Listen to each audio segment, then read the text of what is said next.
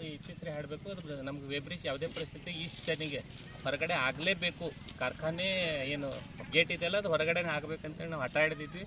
ಇದ್ರ ಬಗ್ಗೆ ನಿರಂತರವಾಗಿ ನಾನು ಜಿಲ್ಲಾಧಿಕಾರಿಗಳ ಜೊತೆ ಸಂಪರ್ಕದಲ್ಲಿದ್ದೆ.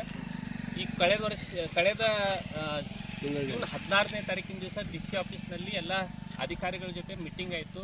ಕಾರ್ಖಾನೆ ಅಧಿಕಾರಿಗಳು, ಜಿಲ್ಲಾಡಳಿತ, ಆಮೇಲೆ ನಮ್ಮ ರೈತ ಪ್ರತಿನಿಧಿ, ನಮ್ಮ ಕಬ್ಬು ಬೆಳೆಗಾರರ ಸಂಘದ ಜೊತೆ ಮೀಟಿಂಗ್ ಆಯಿತು. ಆ ಮೀಟಿಂಗ್ನಲ್ಲಿ ಠರಾವ್ ಮಾಡಿ ಇದು ಕೊಟ್ಟಿದ್ವಿ, 80 ಲಕ್ಷ ರೂಪಾಯಿ ಅನುದಾನ ಕೊಟ್ಟಿದ್ವಿ. ಶುಗರ್ ಫ್ಯಾಕ್ಟ್ರಿ ಅವ್ರ ಜವಾಬ್ದಾರಿ ಇಷ್ಟ, ಜಾಗ ಕೊಡೋದು, ಸ್ಥಳ ಅವ್ರಿಗೆ ಕೊಡೋದು, ಅದು ಅವರಿಗೆ ಹೇಳೇವಿ. ಅವರು ಕೂಡ ಒಪ್ಪಂತ ಸ್ಥಿತಿಗೆ ಅವ್ರು ಬಂದಿದ್ದಾರೆ.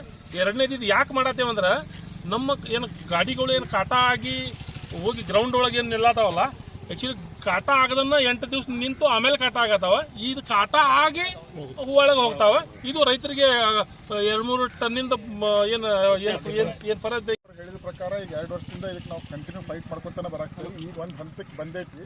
ಇದಕ್ಕೆ ಇವತ್ತೆಲ್ಲ ನಮ್ಮ ತೂಕ ಮತ್ತು ನಿಯಂತ್ರಣದವರು ಮತ್ತು ಪೊಲೀಸ್ ವರಿಷ್ಠಾಧಿಕಾರಿಗಳು, ಹಳ್ಯಾಳ ತಾಲೂಕು ಎಲ್ಲರೂ ಒಂದೇ ಕ್ಲಬ್ ಆಗಿ ಇದು ಒಂದೇ ಸಲ ಸೇರಿ ನಾವು ಎಲ್ಲ ಜಗಾನು ಪರಿಶೀಲನೆ ಮಾಡೀವಿ. ಅವರು ಜಗಾನು ನೋಡ್ಯಾರ. ಆಲ್ಮೋಸ್ಟ್ ಎಲ್ಲ ಈಗ ಒಪ್ಪೋಳು ಸ್ಥಿತಿಯಾಗ ಅದಾವ. ಇನ್ನು ನಮಗೆ ಈ ಬರೋ ಪ್ರೆಸ್ಸಿಂಗ್ ಒಳಗೆ ಇದನ್ನು ನಮಗೆ ನಮಗೆ ಚಲುವಾಗಂಗೆ ಮಾಡಿಕೊಡ್ಬೇಕನ್ನೋದು ನಮ್ಮ ಬೇಡಿಕೆ ಐತಿ. ಇದರೊಳಗೆ ನಮ್ಮ ಉತ್ತರ ಕನ್ನಡ ಜಿಲ್ಲಾ ಮತ್ತು ಧಾರವಾಡ ಜಿಲ್ಲಾ ಎಲ್ಲ ಸಮಸ್ತ ರೈತ ಮುಖಂಡರುಗಳು, ರಾಜ್ಯ ಕಬ್ಬು ಬೆಳೆಗಾರರ ಸಂಘದ ವತಿಯಿಂದ ಶ್ರೀ ಕುರುಬೂರು ಶಾಂತಕುಮಾರ್ ನೇತೃತ್ವದ ಇದು ಹರಿಯಾಳ ಘಟಕ ಇರಬಹುದು, ಕಲಗಡಿ ಘಟಕ ಇರಬಹುದು, ಎಲ್ಲರೂ ಸೇರಿ ಈ ಒಂದು ಡಿಜಿಟಲ್ ವೇಬ್ರಿಜ್ ಆಗಬೇಕಂತೇಳಿ ಒತ್ತಾಯ ಇತ್ತು.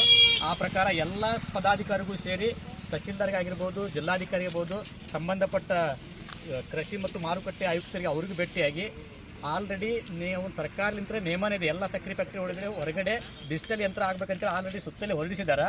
ಅದಕ್ಕೆ ಜಾಗದ ಕೊರತೆ ಇತ್ತು. ಅದಕ್ಕಾಗಿ ನಾವು ಕಳೆದ ಒಂದು 2-3 ಸಲ ಹೋಗಿ ಅವ್ರಿಗೆ ಮನವಿ ಮಾಡ್ಕೊಂಡಿವಿ.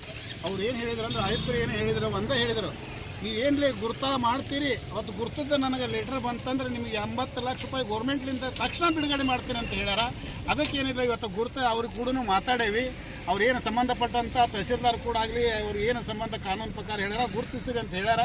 ಅದಕ್ಕೆ ಏನೈತಲ್ಲ, ಅವ್ರಿಗೆ ನಾವು ಏನು ಇವತ್ತು ಆಯುಕ್ತರು ಏನು ಹಣಕಾಸು ಬಿಡುಗಡೆ ಮಾಡ್ತಾರಂತ ಹೇಳ್ಯಾರಲ್ಲ, ಹಳ್ಯಾಳ ಮತ್ತು ಉತ್ತರ ಕರ್ನಾಟಕ ಧಾರವಾಡ ಜಿಲ್ಲಾದವರು ಅವ್ರಿಗೆ ನಾವು ಏನು ಬೇಡಿಕೆ ಐತಿ, ಹೊರಗೆ ಕಾಟ ಮಾಡೋದು ಏನೈತಿ ಅದು ನಾವು ಒಪ್ತೇವೆ, ಅದನ್ನು ನಾವು ಮಾಡ್ತೇವೆ ಅಂತ ಹೇಳಿದರು. ಆದರೆ ಇವತ್ತು ಕಾರ್ಖಾನೆಯವರು ಪ್ಲೇಟ್ ಬದಲಿಸ್ಲಿಕ್ಕೆ ಪ್ರಯತ್ನ ಮಾಡತ್ತಾರ.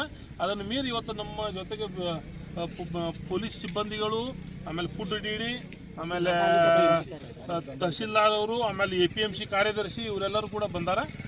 ಅವರು ಕೂಡ ಎಲ್ಲರೂ ಕೂಡ ಒಂದು 2 ತಾಸು ಆತಿಗೆ ನಾವು ಸ್ಥಳ ಪರಿಶೀಲನೆ ಮಾಡೀವಿ. ಇವತ್ತು ಮುಂದುವರೆದ ಭಾಗ ಇಂಜಿನಿಯರಿಂಗ್ ಇಲ್ಲಿ